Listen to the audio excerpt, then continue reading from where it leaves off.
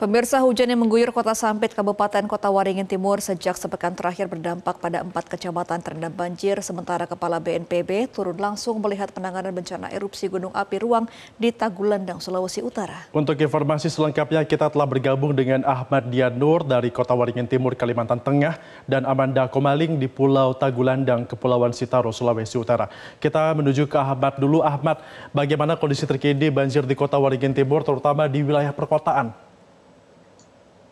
Baik, Febrian, saat ini seperti yang terlihat di belakang kami ini adalah wilayah Kelurahan Bamang.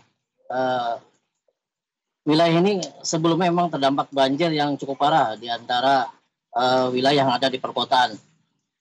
Banjir saat ini memang sudah terlihat sudah tidak nampak lagi, sudah mengering ya di semua wilayah yang ada perkotaan. Namun dari data yang kami terima dari BPBD setempat, banjir masih terjadi di wilayah bagian hulu, bagian utara Kabupaten Timur, terutama di salah satu di desa Tanjung Bajinan, Kecamatan Antangkalang. Warga yang kemarin terdampak banjir ini berjalan selama 4 hari ya, dari sepekan yang lalu kejadian yang terjadi di wilayah Kecamatan Bamang dan Kecamatan Baru Ketapang, Sampit. Sementara terlihat kondisi banjir ini sudah tidak nampak lagi, terutama di ruas jalan dan perumahan sudah semuanya terlihat kering begitu.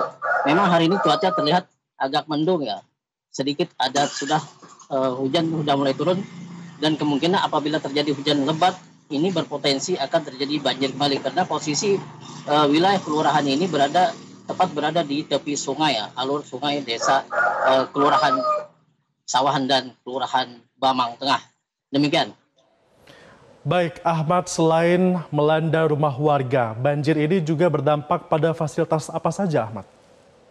Ya, banjir terparah memang di wilayah perkotaan ini ada 2 kelurahan ya, pertama kelurahan yang Kecamatan Bamang dan Kecamatan Ketapang. Kelurahan terparah juga adalah di wilayah Kelurahan Sawahan. Fasilitas yang terdampak saat ini ada 1 tempat ibadah, 1 sekolah, juga salah satunya pondok pesantren yang berada di Kelurahan Sawahan. Sekolah kemarin yang sempat terendam selama beberapa hari, pihak sekolah sempat meliburkan siswa dengan belajar secara daring di rumah masing-masing karena kondisi sekolah itu terendam banjir setinggi mungkin kurang lebih 40 cm. Demikian. Ya, Ahmad, kemudian setelah banjir melanda rumah warga dan setelah kejadian tersebut, apa yang dilakukan oleh para warga di sana? Baik, semua yang terdampak banjir di wilayah perkotaan ini semuanya sudah surut ya. Jadi mereka yang rumah kemarin terdampak banjir dan kemasukan air, semuanya membersihkan masing-masing karena semua yang terdampak banjir di ratusan rumah di sekitar kelurahan ini mereka membersihkan masing-masing. Belum ada mereka yang gotong royong ya, karena semua terdampak.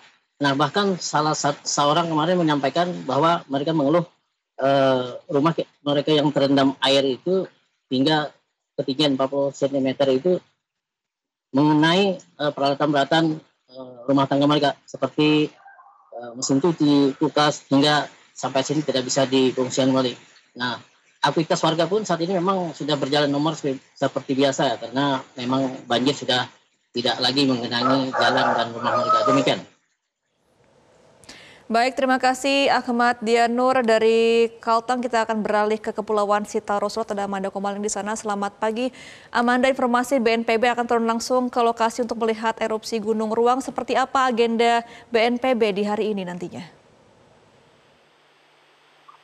Baik, Gemma, Kepala BNPB kemarin tiba di Kepulauan Siau, Kabupaten Kepulauan Sitaro, bersama-sama dengan rombongan yang ada.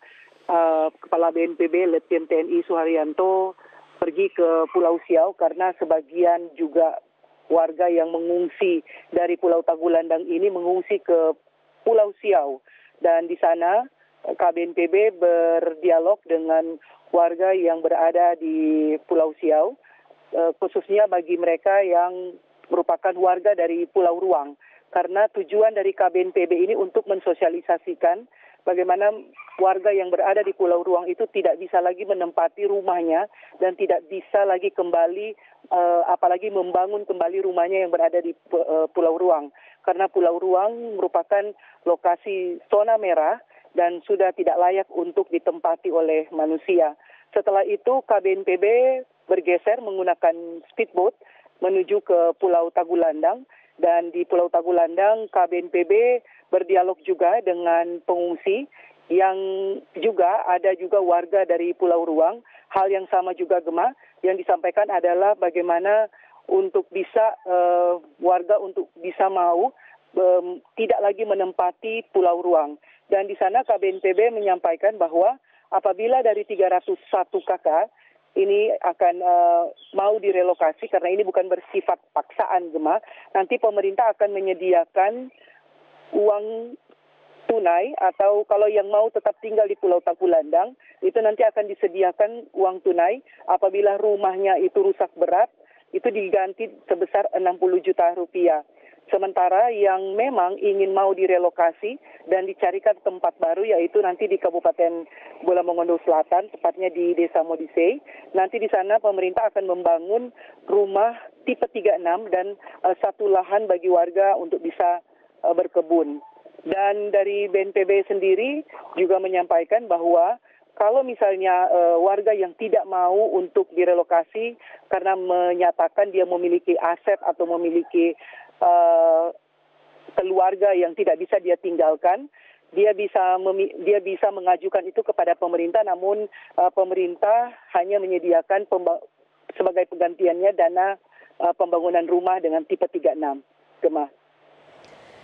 Ya, Amanda, ada informasi bantuan telah masuk ke dalam Kepulauan Tagulandang, tapi para penyintas erupsi sudah mulai meninggalkan pulau. Bagaimana dengan nasib bantuan tersebut yang masuk ke pulau? Ya, betul sekali Gemma. Kami beberapa waktu yang lalu kami sempat melihat di posko induk yang ada di Desa Apengsala. Di sana bantuan yang berada di posko tersebut menumpuk.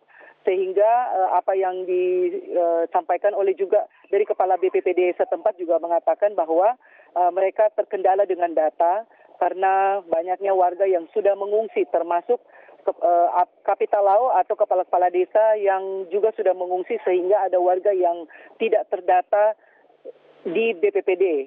Dan inilah yang kemudian membuat dari Kepala BNPB menyampaikan bahwa semua bantuan itu juga tetap harus disalurkan.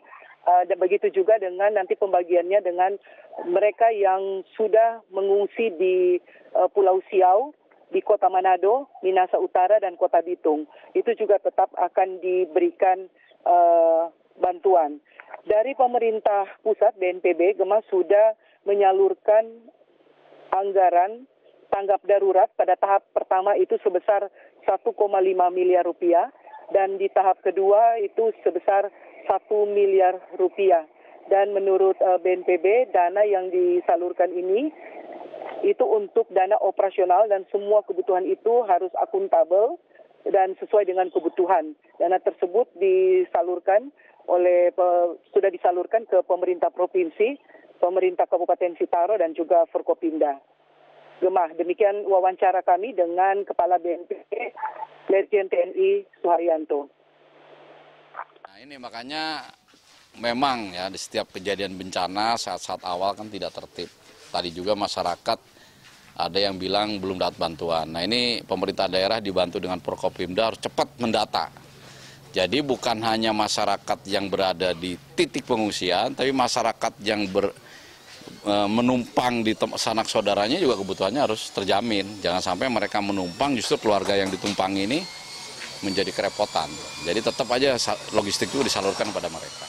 Gemma dan Ferdinand, di belakang saya ini, tepat sekali di belakang saya, ada visual di background saya ini adalah Gunung Api Ruang, di mana Gunung Api Ruang kalau di pagi hari bisa terlihat secara visual ada kepulan-kepulan asap putih. Inilah yang disampaikan oleh petugas pos pantau geologi yang berada di Pulau Tagulandang ini, bahwa aktivitas Gunung Api Ruang ini berfluktuatif dan warga diminta untuk tidak memasuki zona merah yang sudah ditentukan oleh pihak PVMBG. Karena sampai saat ini status dari Gunung Api Ruang masih pada level 4 awas. Gema dan Ferdinand. Baik, artinya kedatangan BNPB ini diharapkan bisa memberikan bantuan yang bisa segera terkena langsung ya kepada warga terdampak. Terima kasih Amanda Komaling atas informasi Anda langsung dari Kepulauan Sitaro, Sulawesi Utara. Sebelumnya ada Ahmad Dianur dari Kota Waringin Timur, Kalimantan Tengah. Teman-teman, selamat kembali beraktivitas dan juga selamat bertugas, berhati-hati selalu. Jelajahi cara baru mendapatkan informasi. Download Metro TV Extend sekarang.